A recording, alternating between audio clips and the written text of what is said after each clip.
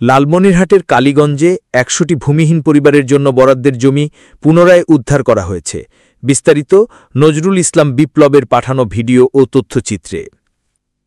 দুপুরে উপজেলা নির্বাহী কর্মকর্তা জাকিয়া সুস্তানা সরেজমিনে উপস্থিত থেকে ৬.৫ একর এ জমি উদ্ধার করেন।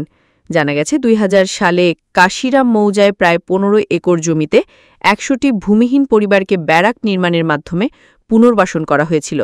তবে দীর্ঘদিন ধরে জমির উপর অবৈধ দখলদারদের দখলে থাকার কারণে প্রকৃত অধিকারভোগীরা তাদের জমির দখল পাচ্ছিলেন না। তখন গত জানুয়ারি মাসে একটি সরকারি পরিমাপক সার্ভেয়ার দলকে ভূমি পরিমাপে পাঠানো হলে তাদের দখলদাররা ভূমি পরিমাপে বাধা দেন বলে জানা গেছে।